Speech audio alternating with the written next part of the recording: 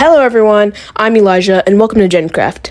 Now, some of you attentive viewers of the channel may know about my 18-minute video where I designed a hybrid dinosaur to take down the internet-wide meme and, quite frankly, disturbing amalgamation known as Nosy, the animatronic, designed by the probably on drugs TikToker known as Citra. Well, today I propose something similar. You see, Zane Reborn 2, however the hell you pronounce it, is a YouTuber who designed his own hybrid, which is a modified falcon, that got 9th place in Goji Center's Hybrid War, specifically in the Honorable Mentions category. Well, he recently launched his own hybrid war, the Sky Hybrid War, or Skybrid War for short. Now, if you're not familiar with this topic, Goji Center's Hybrid War was a YouTube event that took place over several months where fans and creators alike would submit their own hybrid animals, typically dinosaurs, to go against their infamous Indominus Rex 2.0. Now, the winning hybrid would just be deemed most likely to be the Indominus Rex 2.0 in the fight. Now, Zane Reborn 2 launched his own hybrid war, the Sky Hybrid War, for aerial creatures, so pterosaurs, bats, bugs, etc., etc. Now, my friend on Discord, Pandrin, he brought this to my attention pretty recently, but he brought it to my attention pretty late, because the deadline to submit your own hybrid by video, which, by video, mind you, is December 31st, and I'm currently recording this on the 28th, so hopefully I can finish it by then. Anyways, me and my friend Pandrin, we teamed up, and we spent about a week cooking up our hybrid, and we finished it up. So now I'm making the video, and without further ado, let's get into the hybrid. Now, because Zane Reborn 2 has a concerning obsession with putting lore into everything he creates on his YouTube channel, we'll be going against two hybrids designed by a fictitious family of scientists known as Bolt Family Labs. Oh god, what did I get myself into? Anyway. The two hybrids we will be going up against are Maddie, a heavily modified peregrine falcon with several components in her genome that enhance her size, strength, abilities, anatomy, etc., etc. Designed for high-speed attacks and flight, she is certainly a hard opponent to catch. But don't worry, we have all this noted and certainly accounted for. And of course, there's Vault, a very modified Thalassodromeus with many components in his genome that really enhance his abilities, anatomy, etc., etc., etc. Designed to be the jack of all trades in combat, he can take on opponents big or small with his weapons, abilities, brain capacity, etc., etc., etc. We have all of this accounted for, very, very certainly. So just you wait, Zane.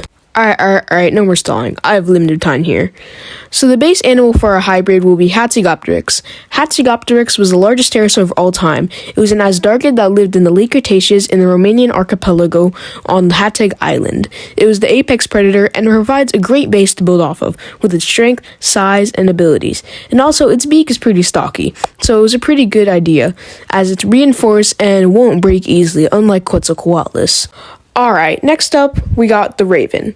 Starting to become the MVP of adding intelligence to my hybrids, the Raven's a very popular bird that lives in the northern hemisphere of the world.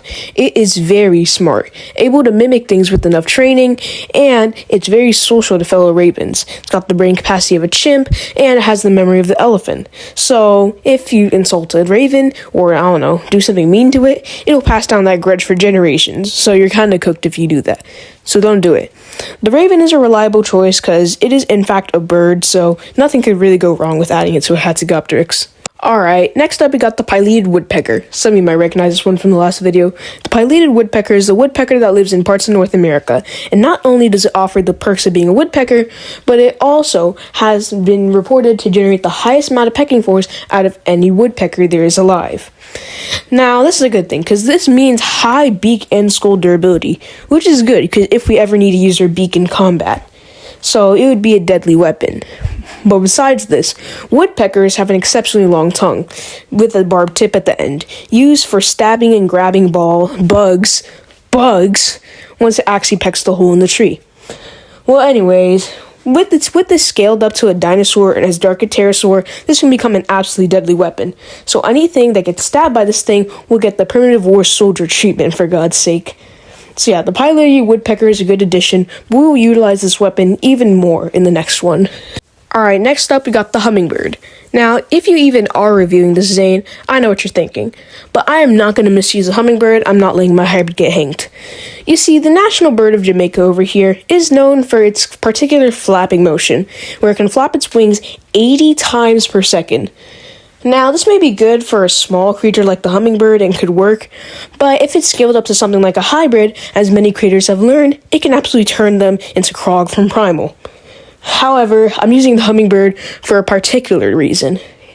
You see, the hummingbird has a really fast tongue-flicking motion when slurping nectar, and I want to implement this into my hybrid, which already has the sharp-tipped tongue that's also really long from the pileated woodpecker.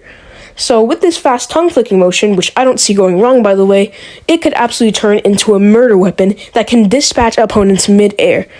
Think about it. My hybrid sneaking up on an opponent and flying down below before opening its mouth and beam, ba, boom, boom, boom, ba, bam.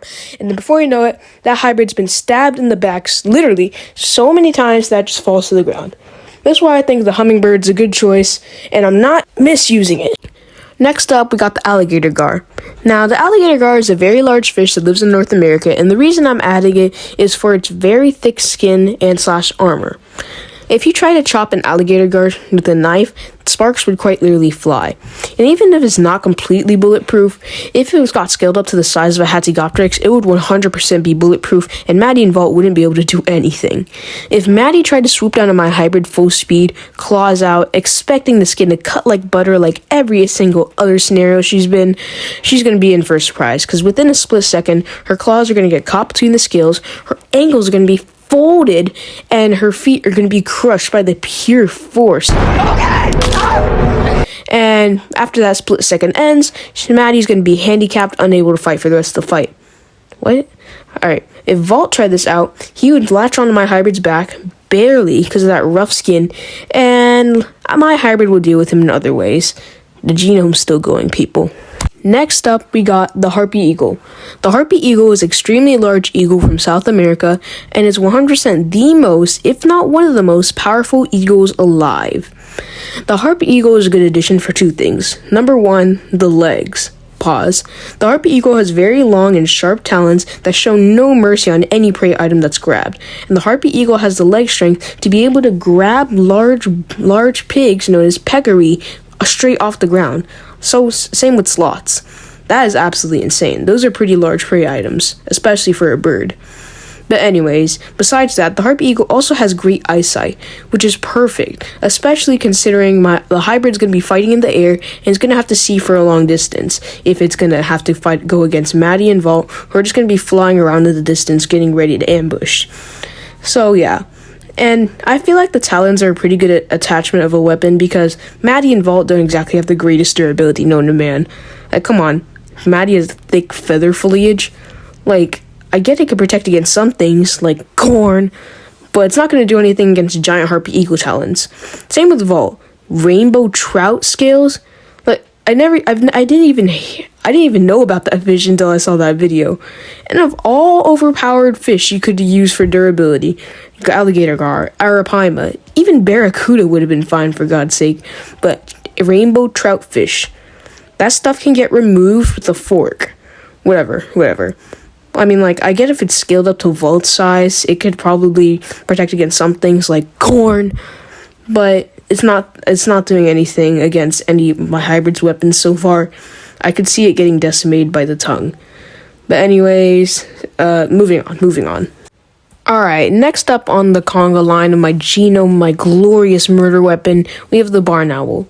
Now, my keen eyes notice that neither of my opponents have owl DNA, so they don't have silent flight. Let's put this to our advantage. Now, with Maddie getting barn owl recently removed from her genome, I'm going to take that from Zane and give it to my hybrid. You see, Maddie's a falcon, so she's going to be traveling at like hundreds of miles per hour, and her opponent's particularly noisy. Her partner is particularly noisy, so advanced hearing is going to be useless. However, with my hybrid, which only travels at a measly 65 miles an hour if I remember correctly, that's actually not so bad, because 65 miles an hour is at the speed of a really fast roller coaster. And I'm sure you can imagine that if you were on a really fast roller coaster, you could certainly hear the screams of people begging for dear life, wondering why they got on the roller coaster, about to pee their pants, got dared to go on there, realizing they lost $1 million, etc., etc., etc. Now, this is only with human ears, so with owl ears, imagine what you could hear going at that speed, even with the air rushing at your face. So with this, I have a built-in alarm system, basically, so my hybrid knows when either of his opponents are coming, and he'll be ready to strike. Because with the LDNA, I'll also adopt the extra vertebrae and specialized circulatory adaptations to the neck. So my hybrid can turn its neck 270 plus degrees and absolutely decimate any opponent that tries to latch onto my hybrid's back with that tongue. Anyways, next. Last but definitely not least, we have the northern fulmar.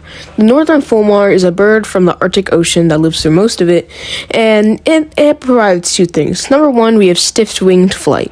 Stiff-winged flight is an adaptation from birds like fulmars and albatrosses that allow the birds to fly for longer distances. And because it's a bird wing adaptation that doesn't involve feathers, I'll be happy to add to my hybrid, just in case if the battle comes to this. But anyways, the real reason I added it, me and Pandarin were stumped. Both of the opponents have, vomiting as defense mechanisms, whether it's from Argentavis or turkey vulture. And after 5 minutes of research and giving up, my god, I'm so lazy, I realized that there's no animal in the animal kingdom that's truly immune to this. So, I decided, you know what, I'll just hit back harder with the northern fulmar. You see, the northern fulmar is known for its terrifying defense mechanism, which I like to call the spray bottle of doom, where it not only vomits up its stomach acid, it also combines with an oily, greasy-like substance, creating a solution of absolute terror. If this thing gets on birds, the feathers will be gummed up, the wings will become useless, and this will be permanent damage, by the way. Severe irritation will be caused on the birds, and if in the right spot, blindness. Oh god, this is bad. Because my hybrid's very large, this stuff is going to come out in large quantities. So if Maddie gets this on her, she's cooked. Beyond cooked. Way beyond cooked. But anyways, with the Vol, it'll be a similar situation.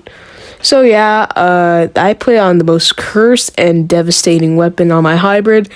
This could end the fight really fast. Whatever. Oh my god. Oh, that's so disgusting. If that ever happened to me, I would probably just melt into a blob of pure repulsiveness, then evaporate, and then explode. Alright, ladies, gentlemen, former aliens, this entire video and the whole genome has amounted to this. The hybrid that will be most likely to take down Maddie and Vault. Meet Dolphonia draken iwatinus, the murder dragon. Now, the species name is iwatinus, and the animal's name itself is Pandarin. So, and this was an idea from Pandarin himself. So, the species name would be named after my Discord username, and the animal's name would be named after his, which is kind of corny in my opinion, but hey, I couldn't have thought of anything better. So, yeah, that's the hybrid. Maddie and Vault are cooked. If they attack from above, they're cooked. If they attack from below, they're cooked. If they attack from behind, they're cooked. If they attack from the front, they're cooked, fried, baked, and God knows what else. So, it's safe to say that Dolphonia Dracon wins this one. Or should I say Pandarin? Whatever. I'm sure this will finally leave the tennis racket victim in tears, put Kelly's toxic ass to waste. Seriously, our burial ground? If anything, it's where I'll be burying your hybrids. And if you like the video, like and subscribe. My personal message to Zane: I hope you have fun taking a tragic visit to the vet clinic, funeral home, and the therapy center. Goodbye.